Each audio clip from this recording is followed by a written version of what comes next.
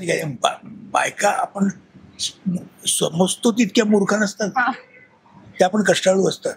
धडपड अशा कित्येक अशा बायका आहेत की ज्यांनी फक्त एकटी राहून स्वतः मुलांना वाढवलेलं आहे, कुठे पोहोचवलेलं आहे. की आपण ही गोष्ट खूप ग्लोरीफाय केलेली आहे, कारण का ती परंपरेनुसार चालत आलेली की बाई सगळं सांभाळते, घर पण, मुलं पण, करिअर पण, आणि म्हणजे ती कशी ग्रेट आहे.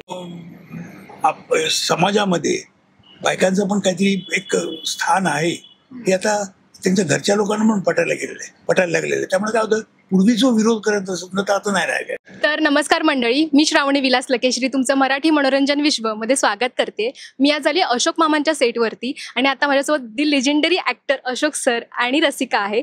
हॅलो सर, कसे आहात तुम्ही दोघेही? खूप छान. याचा अर्थ तुम्ही खूप मस्त आहात आणि सुंदर काम सुरू आहे तुमचं, आणि ऍक्च्युली प्रेक्षकांचं प्रचंड प्रेम मिळते तुम्हा दोघांनाही आणि अख्ख्या टीमला. आणि मला एक गोष्ट फार आवडली की सध्या जो प्रोमो पडलाय त्यामध्ये अशोक सर, म्हणजे अशोक जे कॅरेक्टर आहे तेही आणि अशोक सर दोघंही स्त्रियांना खूप सपोर्ट करतात आणि त्या बाबतीमध्ये सध्या चर्चा सुरू आहे. आणि मला ऍक्च्युली विचारायचंय तुला दोघांनाही की सध्या जी परिस्थिती सुरू आहे आणि सर ज्या काळामध्ये काम करत होते आणि आताही त्यांनी 3 पिढ्या माझ्या मतेने बघितल्या असतील, त्या 3 पिढ्यांमध्ये सेम सिच्युएशन सफर होते की स्त्रियांना घरीही काम करावं लागतं आणि बाहेरही काम करावं लागतं. स्टील आता 50-50 झालंय. त्या बाबतीत तुला काय बोलायचंय? मला हेच म्हणायचं की आतापर्यंत आपण कदाचित हे बघत आलो असो की स्त्रिया कशा सोशिक आहेत, त्या सोसतायत आणि मग त्या कशा सगळं मॅनेज करून त्यांना त्रास होतोय. पण इथे आपण कुठेतरी आता या काळामध्ये आपण हे नाही दाखवतो की त्यांनी सोसत राहावं, आपण हे दाखवतो की त्यांनाही सपोर्ट करावा अशा स्त्रियांना ज्यांना मोठं व्हायचंय, ज्यांची स्वप्न आहेत आणि उंच भरारी घ्यायची त्यांना, आणि त्यांना सपोर्ट जर केला तर सगळं मॅनेज होऊ शकतं. सर, रसिका म्हणजे भैरवीचं कॅरेक्टर आधी थोडी निगेटिव्ह होतं किंवा ती थोडं निगेटिव्ह पात्र मॅनेज करत होती आणि अचानक त्याच्यामध्ये सडन पॉझिटिव्ह नोट आलाय. निगेटिव्ह नव्हतीच ती निगेटिव्ह काय आहे, तिचे स्वतःच एक थिंकिंग आहे, जनरेशन गॅप. तिने त्याप्रमाणे ती राईट होती, ती करत होती, बरोबर होती. आता त्यातला जो आजोबा आहे, आता तिला माहिती आहे प्रॅक्टिकली आजोबा या 2 मुलांना नाही सांभाळू शकणार, म्हणजे याच्याकडे काही पैसा नाही, काही नाही, काय 2 मुलांना सांभाळ करणं म्हणजे जास्त साधी नाही. ही प्रॅक्टिक सरळ त्यांनी करते. पण हा जो आजोबा आहे तो इतका स्ट्रॉंग हेडेड आहे ना की नाही मी करणार, मी करेन. ती सांगते नाही होणार तो तुमच्याच्याने. पण आणि असा कॉन्फ्लिक्ट आहे आमचा, दुश्मनी नाहीये, कॉन्फ्लिक्ट आहे फक्त जोरदार. आणि शेवटी नंतर मग त्याच्यानंतर गेल्यानंतर जेव्हा त्यांना कळतं की नाही ही पोरगी आहे बरोबर आणि सांगते त्याला काहीतरी तथ्य आहे, तेव्हा तो मग हळूहळू तिच्या बाजूने वळायला लागतो. आणि मग शेवटी नंतर म्हणतो नाही तू चुकीलंस, आता यापुढे तू सांभाळ बघ. तो ऍक्च्युली बॉन्ड ना, तो सीन ऍक्च्युली खूप गोड वाटला. आणि दुसरी गोष्ट म्हणजे काय, बायका आपण समजतो तितक्या मूर्ख नसतात, त्या पण कष्टाळू असतात. धडपड अशा कित्येक अशा बायका आहेत की ज्यांनी फक्त एकटी राहून स्वतः मुलांना वाढवलेलं आहे, कुठे पोहोचवलेलं आहे. तेव्हा आपण त्यांना कमी लेखून नाही चालणार. ही गोष्ट तेव्हाही लक्षात ठेवण्यासारखीच आहे ही गोष्ट. ऍक्च्युली ते आपण म्हणतो ना, एक थिंकिंग झालंय किंवा एक ना ती बाब बिंबवली गेली आहे मनावरती की ज्या स्त्रिया असतात ना त्यांना काहीच समजत नाही किंवा त्यांची मतं आहे ना ती दुर्लक्षित केली जातात. आता जसं तुझं पण एक होतं, तुझं म्हणणं वेगळं होतं, ते मांडण्याची पद्धत ऍक्च्युली चुकीची होती किंवा ती त्या कॅरेक्टर चुकीची असं म्हणता येणार नाही, तिच्या दृष्टीने ती बरोबर. बोलण्याची पद्धत म्हणतो ना आपण की कोणाशी कसं बोलावं एक आपल्याला सांगितलेलं असतं, ती स्ट्रेट फॉरवर्ड आहे. आणि तुमचं असं की तुम्हाला ज्या भाषेमध्ये समजवलं पाहिजे तिथे होत नव्हतं. तुमचं असंच म्हणणं होतं की नाही आता ही जर असं ती रागिष्ट आहे किंवा तिला कळत नाही, ह्याच गोष्टी त्या सतत होत्या. आणि अचानक जेव्हा एक ग्राफ येतो आणि तुलाही कळतं ते त्यांचं म्हणणं बरोबर आहे, त्यांनाही कळतं तुझं म्हणणं बरोबर आहे, ते जे अंडरस्टँडिंग असतं ना ते फॅमिलीमध्ये पाहिजे असतं. आता एकत्र राहिल्यानंतर आम्हाला जेव्हा कळलं की आमच्या दोघांचेही इंटेन्शन सेम आहे, आम्ही जरी सुद्धा विरुद्ध वयोगटातले आणि मेंटॅलिटीचे लोक असलो आणि प्रॅक्टिकल मी कुठेतरी जास्त असले की तरी सुद्धा एकत्र येऊन आपण जास्त मुलांचं भलं करणार आहोत हे जेव्हा आम्हाला कळलं तेव्हा कुठेतरी अर्थात कोणीतरी ऍडजस्टमेंट होतेच आपल्या कुटुंबामध्ये आल्यानंतर, आणि आता ते समजायला लागलेलं आहे. ते तो एक प्रोमो होता ना, त्यामध्ये सर येऊन त्यांच्या मिसेस सोबत बोलत असतात, त्यांचं कन्व्हर्सेशन सुरू असतं की मला ती पटायला लागले किंवा मला तिचं म्हणणं पटायला लागलंय, पण मला हेही कळतंय की मी त्यांना राहायला जागा देऊ शकत नाही. तो जो एक समजूतदारपणा होता, त्या इतकं वय असून सुद्धा, जनरेशन गॅप मध्ये असून सुद्धा, तो ना ऍक्च्युअल रिअल लाईफ मध्ये कुठेतरी मिसिंग होतो. तर त्या बाबतीत तुम्हाला काय बोलायचं? नाही, काय आहे, शेवटी खरं पाकत पाहिलं तर शेवटी तेच सत्य आहे की कारण तुम्ही काय झालं तरी तुम्ही जनरेशन गॅप आहे ही लक्षात घेतली पाहिजे. कारण माझी जी हे असतील ती त्यावेळच्या सिच्युएशन प्रमाणे असतील, त्यावेळची जी परिस्थिती असेल जगण्याची आहे त्याप्रमाणे असेल. त्यामुळे मी म्हणतो ते राईट असू शकतं माझ्या दृष्टीने, माझ्या वेळेच्या आहे. कारण सध्याच्या यायला तर तो तेवढे त्याला माहिती नाही आहे, पण हल्लीचे जे ह्याच्यावर त्याच्याबरोबर राहणं हे समजून घ्यायला पाहिजे, करायला पाहिजे. हे सगळ्यात महत्वाचं ठरतं. समजूतदारपणाच खूप महत्वाचा असतो. किंवा पूर्वी सुद्धा काय होतं, पूर्वी काय होतं, बायकांना कमी का लेखलं जायचं, कमी नव्हत्याच त्या कधी, पण कमी का लेखलं जायचं, कारण शिक्षण नसल्यामुळे त्या कुठेतरी मागे राहायच्या. बरं, तर शिक्षण नसल्यामुळे सगळी जबाबदारी मग नवऱ्यावर पडायची, मग नवरा त्याच्यातून बैठा राहायचा, म्हणजे काही बोलले तरी मग ते मागेच राहायचं. हे असं करत त्या मागे राहिल्या होत्या. पण जेव्हा पुढे स्त्री सुरू झालं आणि त्यानंतर जे आपल्या पायावर त्या उभ्या राहू लागल्या, तेव्हा त्यांनी सिद्ध करून दाखवलं की आम्ही पण आहोत कोणीतरी, आणि आम्ही पण कोणीतरी आहोत हे तुम्हाला मान्य करायलाच पाहिजे. ऍक्च्युली मी ना कुठेतरी एक वाक्य किंवा एकाच्या इंटरव्ह्यू मध्ये ऐकलं होतं की स्त्रियांना गोष्टी का कळत नाही बाहेरच्या, कारण त्यांना तेवढा इन्व्हेस्टमेंटसाठी वेळ नाही दिला.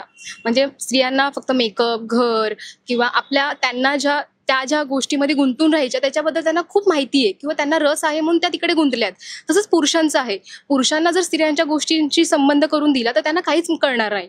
सो ते जे असतं ना पोझिशन, त्यामुळे कदाचित त्या गोष्टींपासून निग्लेक्ट होत गेल्या स्त्रिया. तुला मला असं वाटतं की आपण ही गोष्ट खूप ग्लोरिफाय केलेली आहे, कारण का ती परंपरेनुसार चालत आलेली की बाई सगळं सांभाळते, घर पण, मुलं पण, करिअर पण, आणि म्हणजे ती कशी ग्रेट आहे. पण कुठेतरी या मालिकेमध्ये हा सुद्धा पॉइंट आपण मांडलेला आहे की ठीक आहे, मुलगा पण कमी कमवणारा असू शकतो आणि दॅट इज ऑल्सो नॉर्मल. की कुठे प्रत्येक वेळेला मेल इगो आड आलाच पाहिजे असं नाही. हाऊस हजबंड पण एखादा असू शकतो आणि तोही मुलांना सांभाळू शकतो, आणि हे पण नॉर्मल आहे. किंवा मालिकेमध्ये पण असं बऱ्याचदा ते म्हटलेले आहेत की मग घर कोण सांभाळणार, पुरुष माणूस सांभाळणार का, तर नाही, घरात जे कोणी आहे ते घर सांभाळू शकतं. सो हे पण नॉर्मल आहे, आणि हा मुद्दा पण कुठेतरी बाहेर येणं गरजेचं आहे. आणि तो आलाय, नाही म्हटलंस तरी तुझी पोस्ट थोडी वरची आणि त्याची पोस्ट खाली आहे, तिथे जर पॉइंट केलं ना तर तो एक वेगळा मुद्दा होईल आणि ती अख्खी स्क्रिप्ट वेगळी. माझी पोस्ट वरती म्हणून मी कुठेतरी स्वतःला वरचढ समजते असं नाही, कारण तो आदर आहे एकमेकांमध्ये आणि फॅमिलीमध्ये ऍक्च्युली. आणि ते ऍक्च्युली तो बॉन्डच छान वाटतो. जसं मी मगाशी म्हणाले की तुम्ही 3 पिढ्या बघितल्या, तुम्ही 3 पिढ्यांच्या स्त्रियांना बघितलं, जवळून बघितलं मी म्हणेन, आणि त्यांच्यासोबत काम जवळून म्हणजे नाही, त्यांच्यासोबत काम केलंय, आणि तुम्हाला त्यांचे थोडेफार प्रॉब्लेम्स किंवा त्यांचे दुःख ते तुम्हाला दिसले असेल, किंवा कन्व्हर्सेशन मध्ये कळूनच येतं की अरे हा माझा हा प्रॉब्लेम होता. मला असं विचारायचंय, ते कन्व्हर्सेशन सेम आहे प्रॉब्लेम्सचं की थोडे कुठेतरी चेंज झाले किंवा सपोर्ट जाणवलाय कोणाचा? स्त्रियांना त्यांच्या घरातल्यांचा, स्त्रियांच्या घरात याच्याप्रमाणे जनरेशन प्रमाणे आता बदलत गेलेत, पिढ्या पण आता बदलत गेलेल्या आहेत ना. आता समाजामध्ये बायकांचं पण काहीतरी एक स्थान आहे हे आता त्यांच्या घरच्या लोकांना पण पटायला लागलेलं आहे. त्यामुळे काय होतं, पूर्वी जो विरोध करत असत ना तर आता नाही राहिला. कुठली गोष्ट करायची असं म्हटल्यावर हा तू कर, असंच हे झालेलं आहे. नंतरपर्यंत तू काय करणार, तुला काय कळते, तुला काय अक्कल आहे का, असं होत होतं. पण आता ते नाही राहिलंय, कारण आपल्याला अक्कल आहे हे देखील दाखवलेलं आहे त्यांनी. त्यामुळे त्यांना पुरुषांना बोलायचं तसं पहिलं तर काही अधिकार नाहीये. ते थोडस इगो नावाची गोष्ट असते सगळ्यात मोठी. तो इगो साईडला ठेवला तर बाकीच्या गोष्टी सोप्या होतील हे तरी वाटतं आता सध्या. पाहिजे बाजूला, तर मग साध्य होतात सगळ्या गोष्टी. जाता मला एक महत्वाचा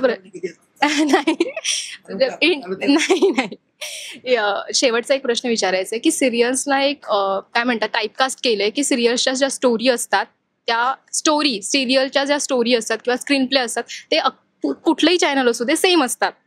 पण आता थोडं कुठे चेंज होतंय किंवा स्टोरीज चेंज होते. आता तुम्ही आपल्या सिरियलचं खूप वेगळी स्टोरी आहे, अशी स्टोरी नाही आली होती पहिल्या. महत्वाचं आहे, कारण या स्टोरी ही रेग्युलर याच्यावर सासू सुनेची स्टोरी नाहीये किंवा एक बाई पिडते असं नाहीये. ह्याच्याप्रमाणे सिच्युएशन प्रमाणे बदल होत आहे. आता मी सुद्धा काय, मी ह्याच्यातला प्रश्न इतका शिस्तीचा भोगता असणारा माणूस, पण तो हळूहळू बदलत जातो की नाही. मग तो जाणून सांगत नाही कोणाला, की तो बोलत नाही कधी, पण तो असं दाखवतो कुठेतरी नरम होतो तो. त्यालाही कळतं की नाहीये, की तू एकटं तू म्हणतोस तसं नाहीये, त्याच्यापेक्षा काहीतरी वेगळं असू शकतं आणि आहे पण. त्यामुळे तो हळूहळू बदलत जातो, हे दाखवले. तर तेच ते चेंज होत राहते, तर प्रेक्षकांनी ते किती एक्सेप्ट केलं पाहिजे की चेंजेस होत आहेत ते पण बघावे. सिरियल्स खूप सुंदर सुंदर येत आहेत, स्टोरीज छान येत आहेत, पण बोलतात ना प्रेक्षकांचं एक झालं की आता हेच बघायचं आम्हाला, ह्याचीच सवय आहे, पण चेंज त्यांना नाही होते. सो तुम्ही त्या बाबतीत काय सांगाल की चेंज कसा करावा किंवा आपला दृष्टिकोन सिरियल्सच्या बाबतीत कसा बदलावा? काय सिरियल काय तर मुळात माहिती आहे, ह्याच्यात 2-2, 3-3 वर्ष चालतात ना सिरियल. करून करून करून किती तुम्ही त्याचे चेंजेस करणं, किती सिच्युएशन वेगळ्या वेगळ्या दाखवणार, मग कुठेतरी तुम्ही थकता. मग कुठेतरी काय मग भलतंच काहीतरी सुरू होतो आणि मग आपण पाणी घालणे असं म्हणू शकतो. मग ती ताणते, पाल असते एवढीशी मगर करायला जातात आणि होत नाही ते तसं, तिकडे वांदे होतात. तुम्ही जर लिमिटेड हे केलं ना, अमुक एक स्टोरी एवढ्या स्टोरीची एवढ्या एपिसोडमध्ये दाखवत लोकांना आवडलीच पाहिजे. पण तुम्हाला काय सांगायचं आहे तेवढा मुद्दा तेवढा लोकांना काय घडतं हे जास्ती महत्वाचं असतं. तुम्ही ते पालधाडं लावणं किंवा विनोद देताना इंटरेस्ट नाही त्याच्यात. सिच्युएशन काय सांगते तुमची एवढं सांगा. मला असं वाटतं की आपण जे दाखवतो ते कुठेतरी सोसायटीचं रिफ्लेक्शन असतं आणि ऑडियन्स पण आता मला वाटतं बदलतोय आणि त्यांनाही सासू सून ड्रामा बघून कंटाळा आलेला आहे. त्याच्यामुळे त्यांनी सुद्धा हा चेंज ऍक्सेप्ट करावा, कारण काही गरज आहे आता की आपण त्याच जिथे कुठे स्टक झालेलो आहे कुठेतरी त्याच एका स्टोरी लाईन मध्ये, तर आता नवीन नवीन रेलिव्हेंट जे आपण गोष्टी सांगतोय त्याला रिसीव्ह करावं ऑडियन्सने सुद्धा. मला कित्येक असे फोन आले की आम्ही वेगळी स्टोरी आहे तुमची, मला आवडते फार, आम्ही बघतो, कारण का नेहमी जे होतं तर त्याच्यामध्ये काहीतरी तुम्ही वेगळं दाखवताय. म्हटलं बस तेच पाहिजे होतं. नवीन जनरेशनला धरून जर स्टोरी लाईन केली किंवा आताच्या पिढीला आणि मधल्या पिढीला जे आवडतं त्या गोष्टी जर दाखवल्या तर नक्की प्रेक्षक बघतात ते.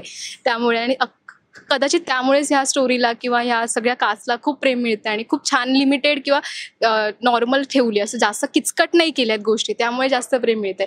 सो जाता तर प्रेक्षकांना काय सांगाल? आणि छान वाटले गप्पा मारून. Thank you thank you so much. आता अशोक मामा आणि भैरवी मुजुमदार यांच्यामधली युती तुम्ही बघतच असणार आहात. त्याचा एक ट्रेलर आउट झालेला आहे, सो तो डेफिनेटली तुम्ही एन्जॉय कराल. आणि काय मुळात म्हणजे आम्ही जी स्टोरी आम्ही सादर करत आहोत ते तुम्हाला आवडते, मला अतिशय आवडते. कारण काय असतं, वेगळेपण असं दिलं गेलं की तुम्ही मान्यता देताय, ठराविक साच्यातून बाहेर पडताय तुम्ही, हे फार मनाला चांगलं वाटतंय. तेव्हा तुम्ही असेच बाहेर पडून आम्हाला साथ देत राहा. आम्ही निश्चित निर्णय सब्जेक्ट तुमच्याकडे सादर करू.